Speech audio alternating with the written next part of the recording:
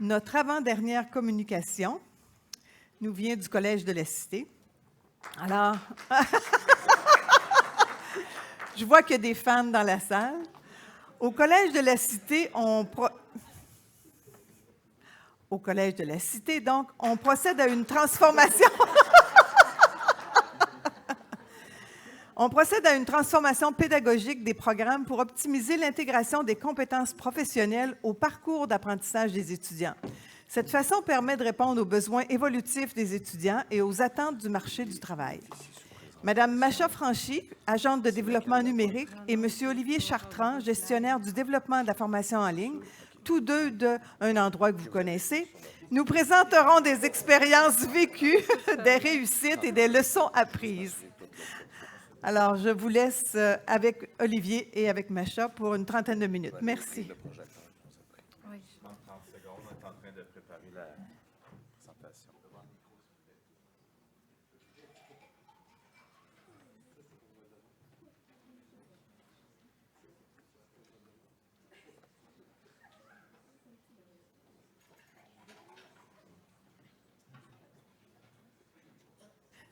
Donc, pendant que les gens de quelque part se préparent, je vous rappelle que la carte pour Jocelyn Nadeau, en fait, ce n'est pas une carte, mais on a pris juste un duotang du REFAD, on a broché une carte postale de Montréal et on a mis des feuilles blanches. Donc, ceux qui connaissent Jocelyn, allez lui écrire un petit mot de prompt rétablissement, puis il sera content d'avoir ça, tout simplement. Et vous n'oubliez pas de remplir la fiche d'évaluation et de remettre votre cocarde. Et voilà! Hey, merci. Super content d'être ici avec vous. Puis, je crois que pour une avant-dernière conférence, pour un vendredi après-midi, on va faire de notre mieux pour essayer de réveiller les esprits, être le plus dynamique possible. Puis, si jamais il y a des questions en cours de route, prenez-les en note. On va se garder le plus de temps à la fin pour, évidemment, avoir vos commentaires. Donc, mon nom, c'est Olivier Chartrand. Je suis gestionnaire du développement de la formation en ligne au Collège de la Cité. Et moi, je suis Mara Franchi, agente de développement numérique pour l'équipe de la formation en ligne au Collège de la Cité. Aujourd'hui, on va vous raconter un peu notre expérience au niveau de la transformation des cours en ligne, la formation en ligne par compétences. On est une belle équipe et je vais juste souligner aussi la présence de Alexis et Alexis qui est ici, Catherine aussi, conceptrice pédagogique, et il y a Marie-Claude aussi qui est en ligne avec nous via la webconférence. Donc, je ne voulais pas oublier de mentionner leur nom. On a peut-être d'autres collègues aussi du collège qui sont en webconférence. Une autre façon de nous suivre aussi, excusez des petits détails techniques, vous voyez en bas le lien. Bit.ly. Si vous accédez à ce lien-là, vous pouvez suivre les diapositives en temps réel avec moi. Donc, allez directement dans Google Slides. Donc, s'il y en a qui sont intéressés. Et ça vous donne accès à toutes les diapositives en même temps. Donc, je voulais dire un peu, vous raconter l'expérience, notre vécu. On va parler de l'équipe, on va parler du design pédagogique, on va parler de l'expérience d'apprentissage à l'étudiant. Et on va vous partager quelques exemples pratiques. Et je trouve ça très intéressant parce qu'il y a des liens avec les autres, les ateliers fort intéressants qu'on a entendus là, ensemble durant le colloque. Collège de la Cité, pour ceux qui ne connaissent pas ou qui connaissent moins, c'est l'un des deux collèges francophones en Ontario. Notre campus principal est à Ottawa. Plus de 140 programmes, 300 cours en ligne. Et ça dépasse ça déjà. On a aussi à peu près 5000 étudiants, plus de 500 employés. Et comme vous pouvez voir, notre mission, bien, c'est dans un milieu francophone de développer la main-d'œuvre et de répondre aux besoins des employeurs. La prochaine diapo est intéressante parce que c'est notre modèle, notre plan stratégique. Et évidemment, je ne passerai pas en détail par rapport à tout ce qui est écrit là, mais c'est juste que vous portez attention aux 3 piliers. L'étudiant est au cœur des 3 piliers du plan stratégique. Donc, à la Cité, je le fais, je le vis. À la Cité, je suis compris, je grandis, je suis inspiré, je crée, je transforme l'avenir. Fait que vous voyez, on a vraiment mis un message par rapport à la position de l'étudiant. Et évidemment, la nouvelle approche pédagogique, qui est la transformation par compétences, est au cœur de tout ça. Qu'est-ce que ça nous amène à vivre? Eh bien, ça nous amène à nous adapter. On parle de pédagogie, créativité, de technologie, ça nous amène à transformer, repenser les choses comme on les voyait et comme on veut les faire à l'avenir.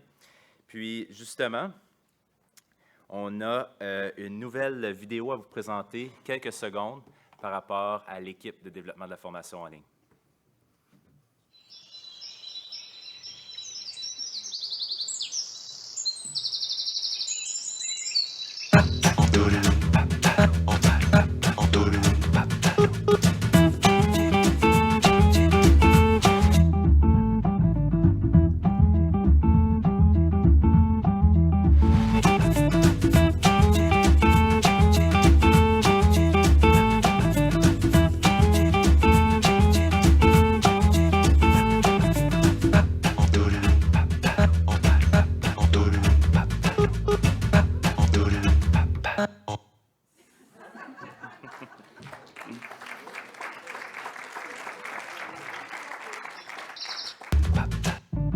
Oups, excusez.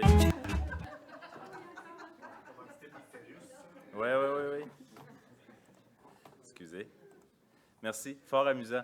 On a eu un plaisir fou à faire ce petit projet-là comme équipe parce qu'évidemment, on développe du matériel pour les étudiants dans le cadre des cours. Puis on s'est dit, on va travailler des concepts vidéo avec notre spécialiste vidéo, mais aussi pour présenter l'équipe en quelques secondes. Donc, je suis content de voir les sourires. C'est la première fois qu'on la fait voir en public dans le cadre d'une petite conférence. Donc, on utilise ça évidemment pour les gens apprennent à nous connaître. Vous avez vu aussi tout l'aspect d'équipe multidisciplinaire, les axes de travail. Donc, ça, c'est bien important de comprendre que derrière la construction des cours en ligne, il y a beaucoup de gens, il y a beaucoup d'étapes, beaucoup d'expertise, mais en même temps, tout le monde a sa place. Il y a une façon de travailler de façon efficiente aussi. Justement, vision et mandat d'un nouveau bureau de développement pédagogique au collège de la Cité, où est-ce que l'équipe de développement en ligne fait partie de ce bureau. Donc, on travaille conjointement avec les conseillers pédagogiques qui travaillent le développement de la formation en classe, hybride et en ligne. Donc, on fait souvent le lien entre les programmes qui sont hybrides. Donc, notre vision, c'est assez simple, l'expérience d'apprentissage authentique.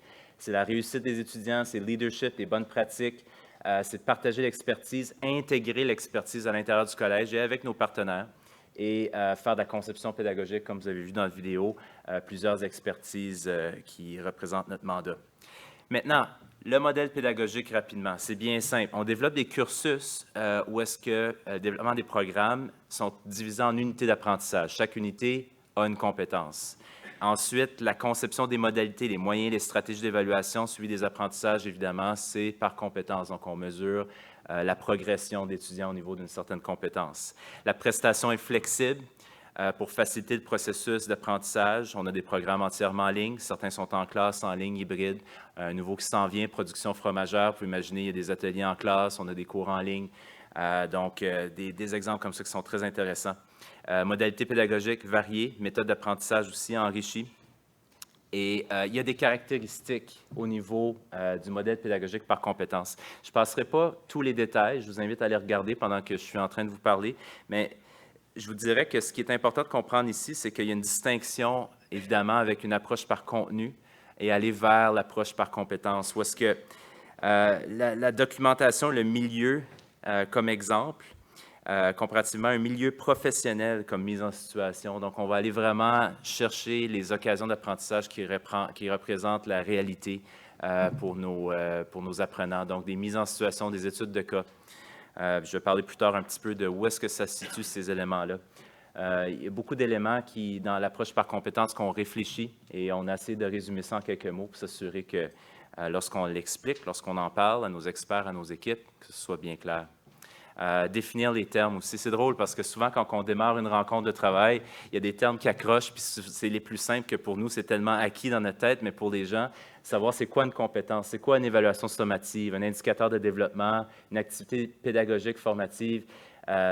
L'indicateur de développement, ça, c'est vraiment un peu notre nouvel objectif dans une unité d'apprentissage qui permet d'identifier comment l'étudiant va développer ses savoirs vers la compétence. Donc, c'est des termes clés, évidemment, bien importants lorsqu'on les travaille en équipe.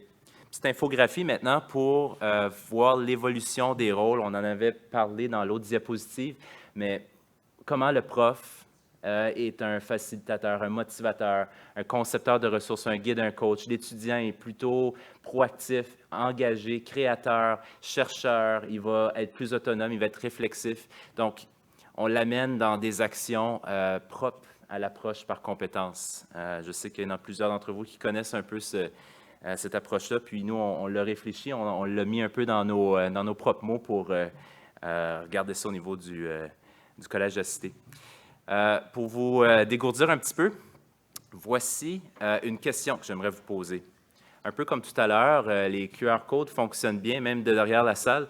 Je vous invite à aller soit vers menti.com et entrer le code. Vous pouvez prendre le code QR avec votre téléphone. C'est la question qu'on vous pose, c'est en un mot, résumer ce que la formation en ligne devrait offrir aux étudiants. Donc, d'après vous, qu'est-ce que la formation en ligne là, devrait offrir aux étudiants? Qu'est-ce qui est le plus important? Je vais continuer à parler, puis je vous invite à y répondre pendant les prochaines diapositives. On va y revenir dans quelques diapos. Vous allez voir aussi à la prochaine diapo, je vais garder le menti.com avec le code. Si vous ne l'avez pas pris encore, il va revenir à la prochaine diapo. Je vais juste regarder, il y a des téléphones encore dans les airs. C'est bon. Fait que vous voyez, je le garde en haut, il va être là pour certaines diapos. Vous pouvez continuer, je vous invite à répondre. Peut-être que les prochaines diapos aussi vont vous inspirer dans votre réponse. Pour ma part, et pour la part de la plupart de l'équipe du Collège de Cité, c'est une question de s'inspirer à partir des étudiants.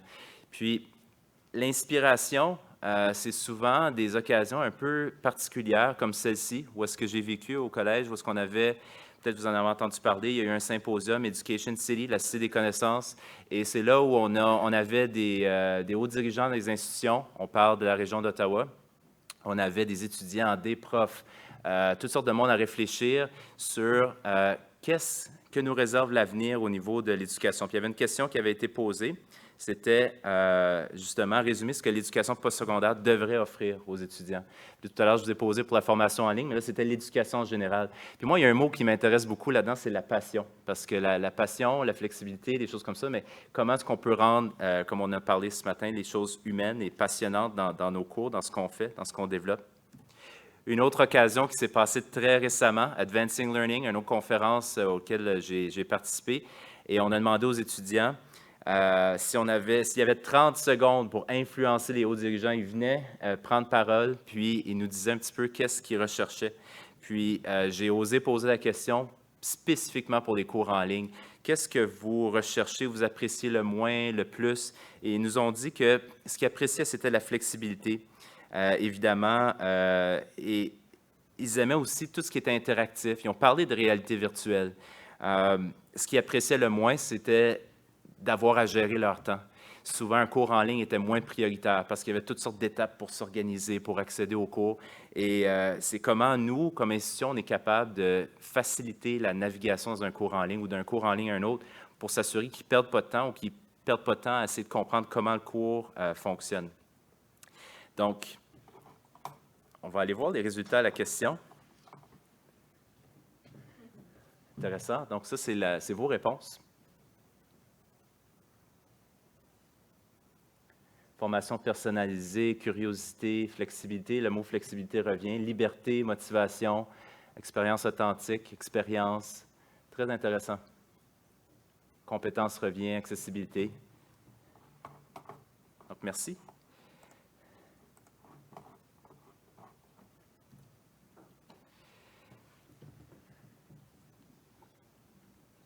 On revient toujours au concept de la pédagogie d'abord.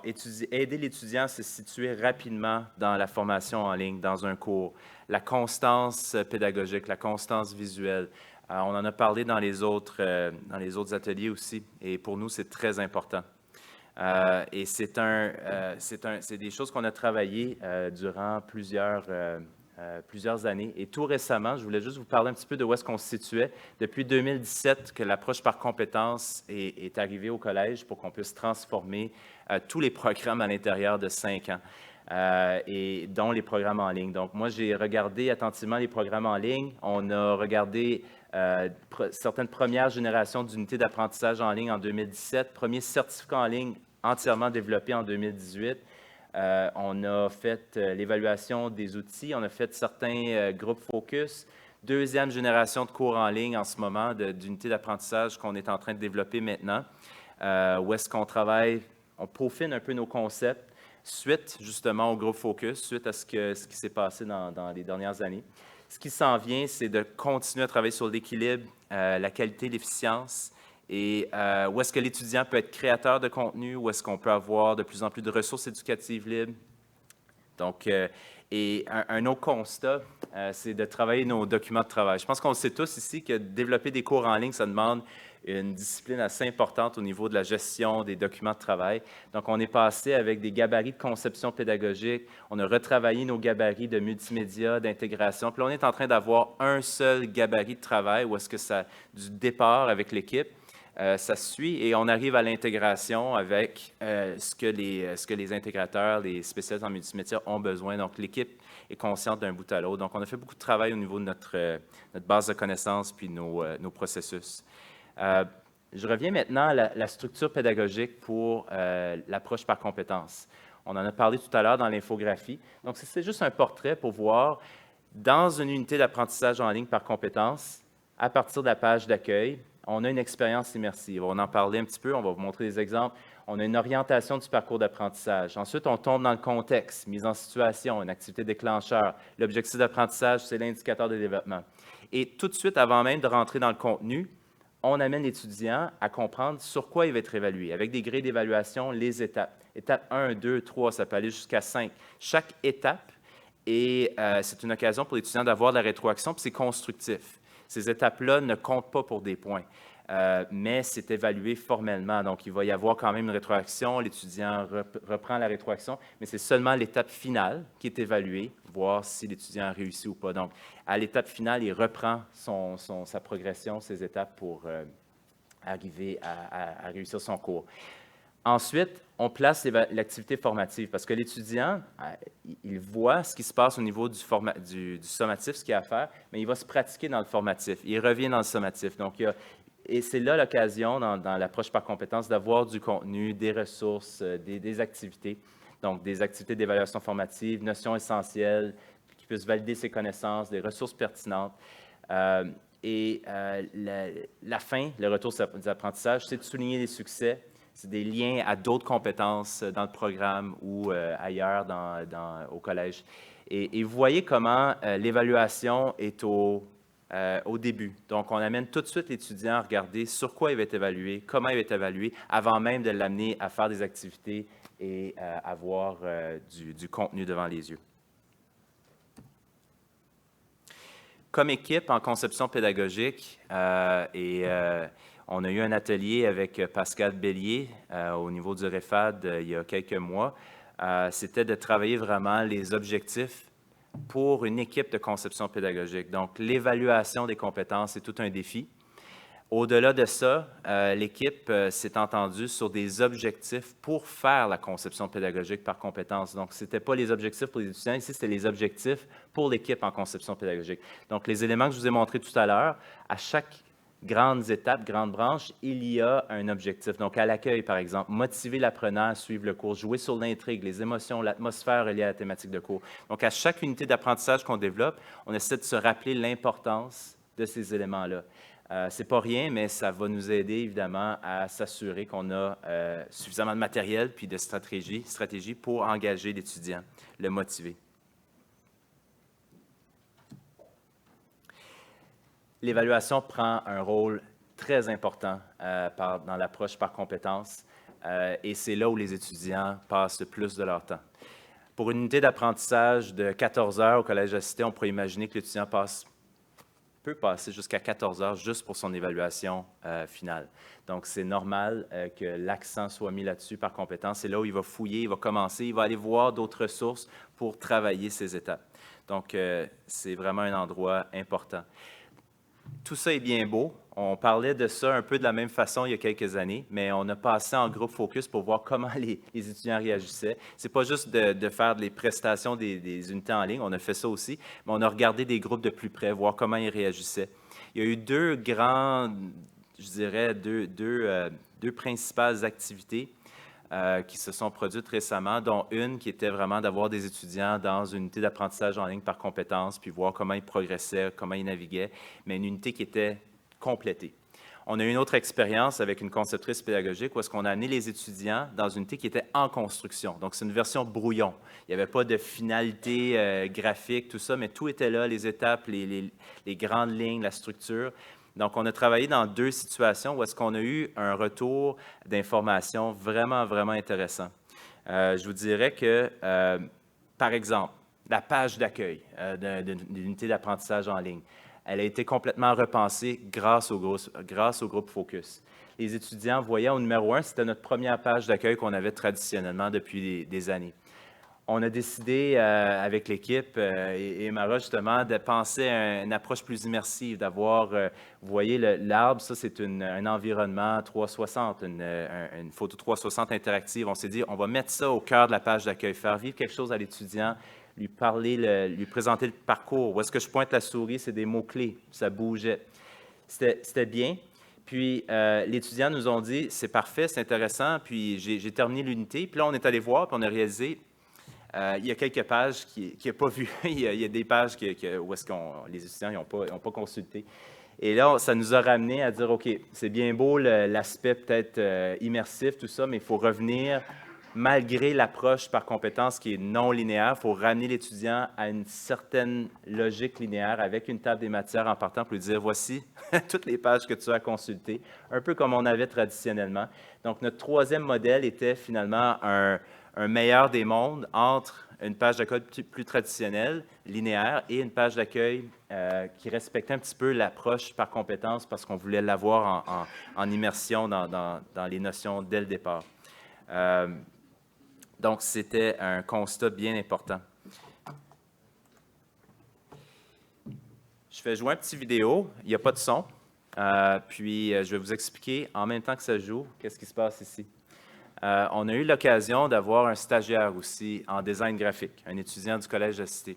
Puis, ce qui était fort intéressant, c'est que pendant son stage, on a fait travailler sur certains projets, et le projet sur lequel il a performé le plus, c'était celui qu'il avait choisi. Il a choisi de développer une animation pour expliquer sa perception de l'approche par compétence. Donc, on lui a donné la liberté, on lui a montré des infographies de parcours, il a vécu le groupe Focus comme étudiant aussi, en partie, et il a développé une animation qui était finalement sa perception de l'approche par compétence. Donc, très intéressant, un peu plus minimaliste, on ne s'est pas rendu jusqu'aux effets sonores et à la musique, mais une autre façon pour nous de voir comment l'unité d'apprentissage en ligne par compétence était vue. Le visuel, encore très important. Donc, d'avoir la perception d'un étudiant en design graphique, c'était très intéressant. Donc, vous voyez un petit peu, c'est un peu le parcours qu'on reprend, que je vous ai mentionné tout à l'heure. On continue dans notre stratégie pour développer l'équipe d'impliquer le plus d'étudiants possible. Donc, on a, par exemple, une autre étudiante finissante en design graphique qui travaille pour nous dans l'équipe et on va essayer d'aller chercher des stagiaires autant en conception pédagogique qu'en multimédia. Et j'ai découvert comme professionnel, bien, moi et Mara, surtout qu'ayant ces gens-là autour de nous qui commencent, qui sont près de la réalité étudiante, puis qui ont l'intérêt au niveau du design graphique ou de la conception pédagogique, ça apporte beaucoup. Ça apporte vraiment beaucoup au développement de notre démarche. Donc, Philippe Roy. Petit son. Ah oui, hein, ça recommence. C'est le loop.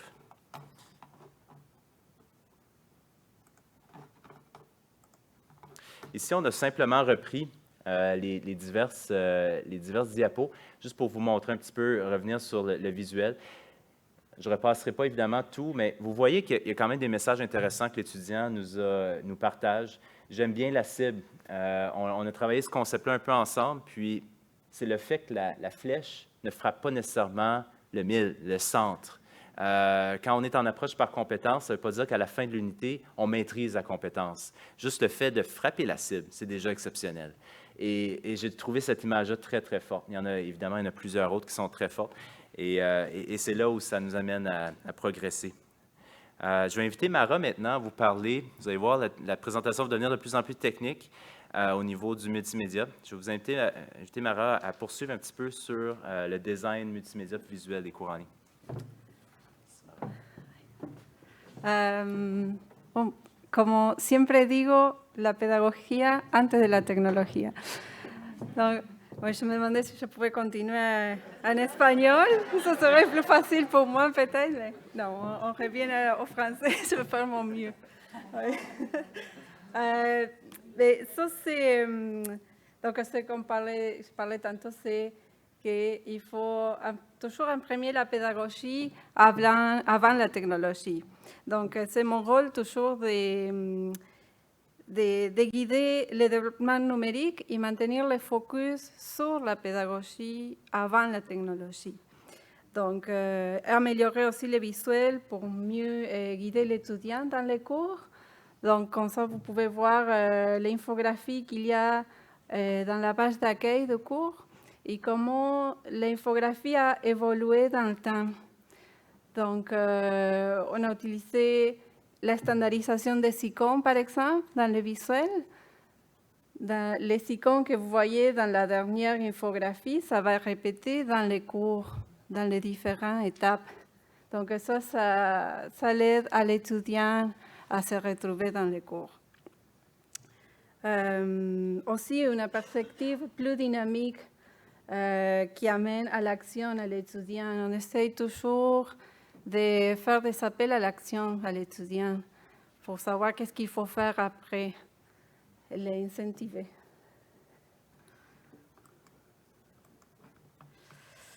On a aussi développé des outils pour améliorer la qualité et l'impact du multimédia dans les cours et aider à la réflexion pédagogique d'abord. Par exemple, si l'équipe de conception pédagogique veut faire une infographie ou une image interactive, mais réfléchir toujours en première, c'est lequel l'objectif de l'activité interactive, quel est le message à transmettre pour l'étudiant, c'est lequel le public ciblé, c'est quel type d'étudiant que vous allez chercher. Et aussi, on a créé des exemples pratiques pour l'équipe de conception et d'experts, pour qu'ils se donnent une idée des éléments multimédia qu'on peut faire.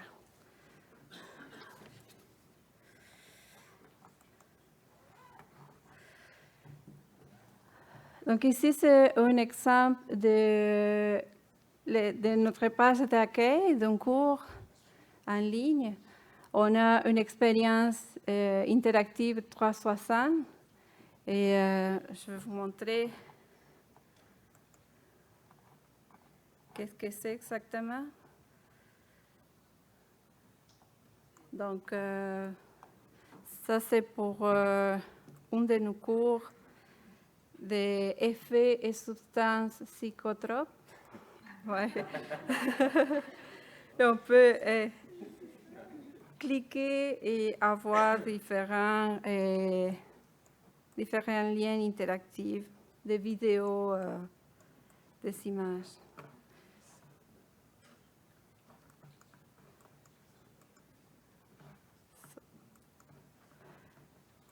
Un autre exemple. Ça, c'est pour un cours d'éthique. Donc, c'est la même chose, c'est une image 360 et on a l'interaction.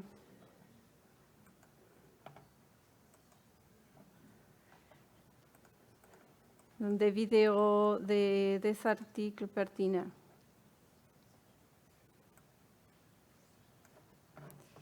Et une dernière. Cette image 360, on l'a pris hier grâce à Alexis et sa caméra 360. Donc ici, dans un marché qui est proche de l'hôtel. Oui. On est allé avec les caméras, on a demandé permis aux personnes si on pouvait prendre l'image. Puis après, on a fait des liens d'interaction.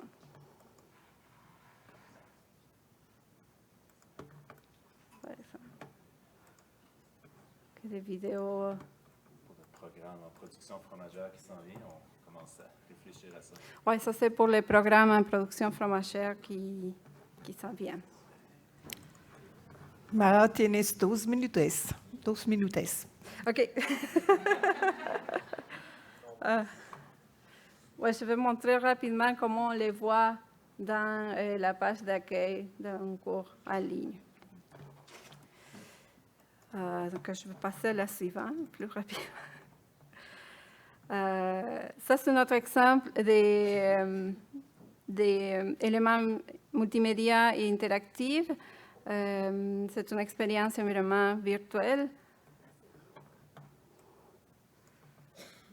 Ça prend un peu...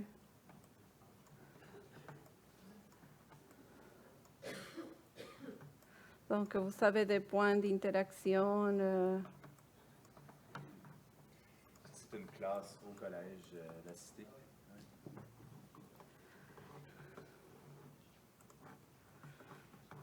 Donc, c'est un prototype qui... Excuse. C'est un prototype et on recherche, on fait l'expérimentation de nouvelles formes d'images 360 d'interaction.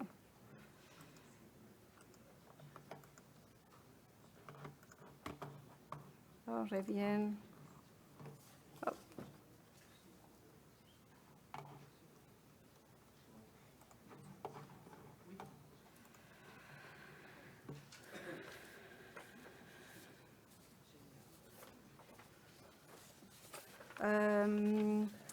Finalement, je parle un peu sur la constance et accessibilité des cours en ligne. On a développé des galeries personnalisées dans des duels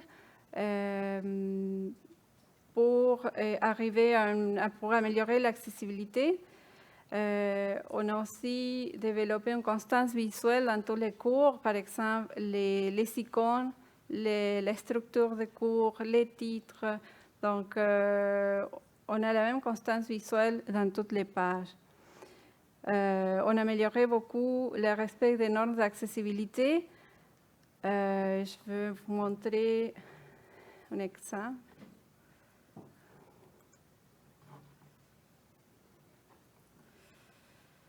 Ça, c'est un exemple de notre page. On a l'outil pour lire les textes des duels. On a la loupe pour agrandir. On a aussi la possibilité de faire l'impression de tous les contenus de la page. Et on a aussi les boutons d'accessibilité où toute la transcription de l'élément multimédia est présent.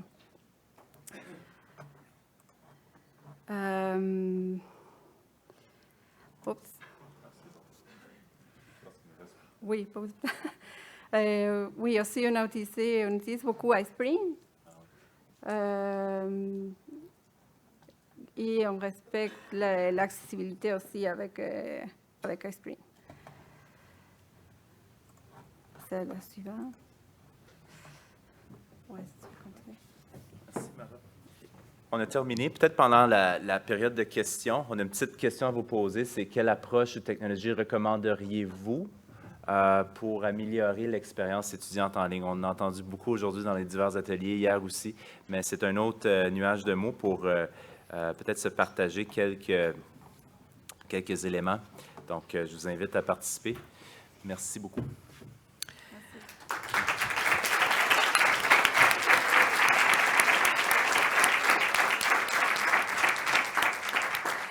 Era muy interesante.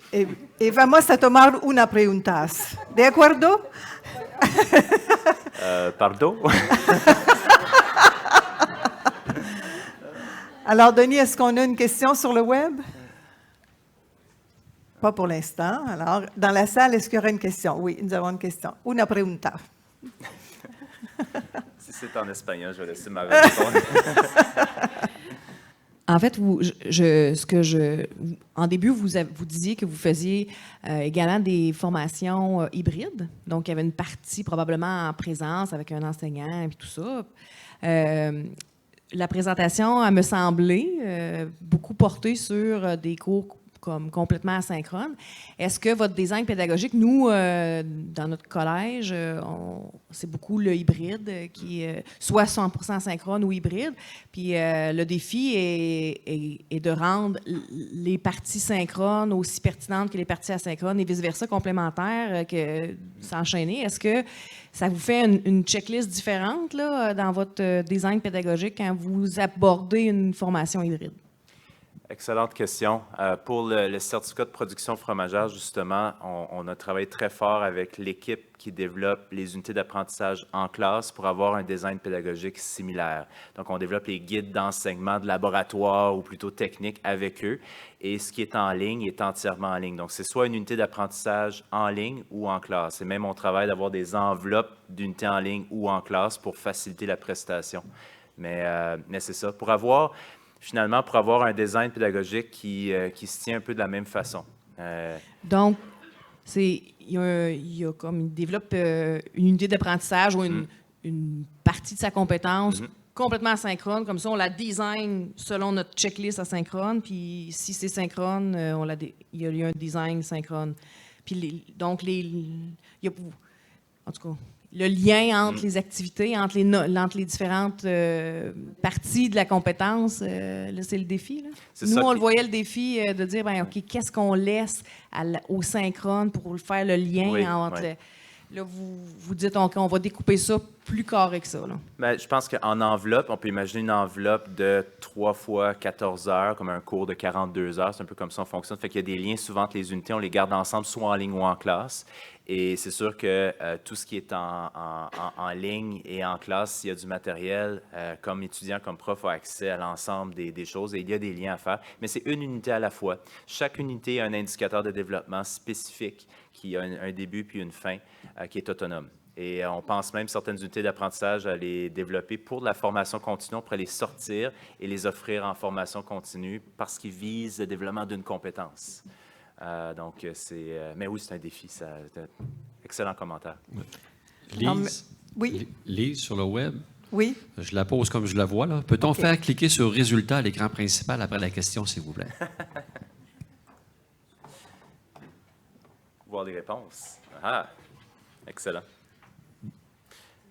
Donc, vous avez accès aux diapos, puis vous pourrez voir aussi la progression des réponses.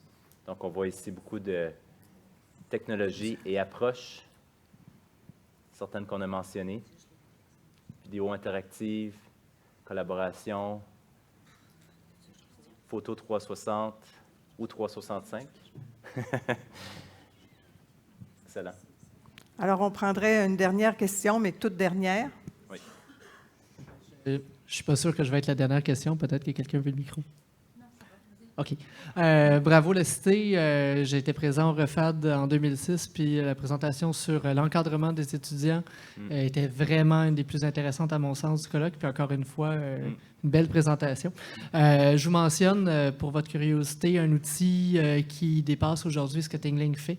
Je ne vous suggère pas de changer vos Tingling qui sont super bons, mais bien de le connaître si vous ne le connaissez pas. Genially, qui offre des possibilités d'empilade, entre autres d'objets web, dans des images, un petit peu plus grand encore que ce que fait Tingling, avec moins de contraintes en format payant ou gratuit.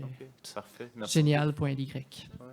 Merci beaucoup. On est à nos débuts d'exploration pour la réalité virtuelle. On a assez quelques-uns, mais oui, merci, j'apprécie.